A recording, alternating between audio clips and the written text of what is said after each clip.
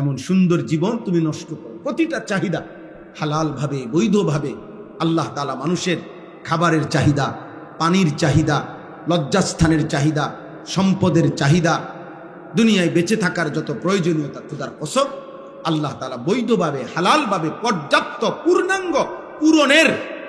পূর্ণাঙ্গ ব্যবস্থাপনা আল্লাহ রেখেছেন। খাবারের চাহিদা আল্লাহই পূরণ করবে, পানির চাহিদা আল্লাহই পূরণ করবে, লজ্জাস্থানের চাহিদা আল্লাহই পূরণ করবে, সম্পদের চাহিদা আল্লাহই পূরণ করবে, বেঁচে থাকার সমস্ত উপকরণ আল্লাহ কোরআনে বলছে হুয়াল্লাযী খালাকা লাকুম মা ফিল আরদি জামিআ, বান্দা এই জমিনের সব আমি তোমাদের জন্য সৃষ্টি করেছি।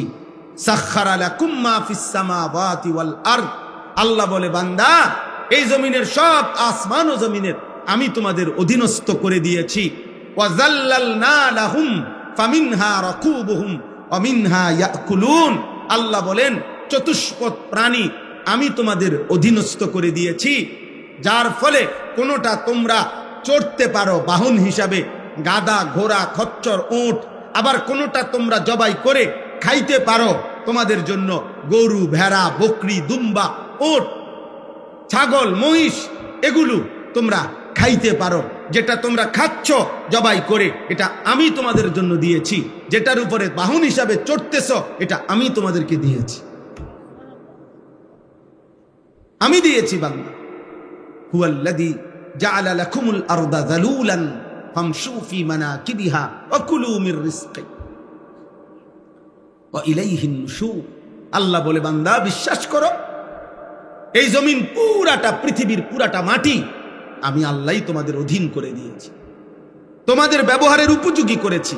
এমন বানাই, পানির মতো বানাই নাই, তাইলে মাটি হবে কিভাবে?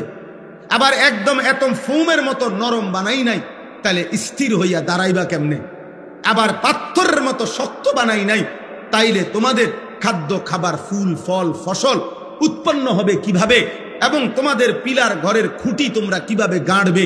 আল্লাহ বলেন যেমন মাটি হইলে তোমরা দাঁড়াইতে পারো, যেরকম হইলে শুইতে পারো, যেরকম হইলে হাঁটতে পারো, যেরকম হইলে ফসল ফলাইতে পারো, যেই রকম হইলে তোমাদের বসত ঘর তোমরা স্থাপন করতে পারো, এমন সমস্ত প্রয়োজনের উপযোগী করেই আমি আল্লাহ এই মাটি বানাইছি।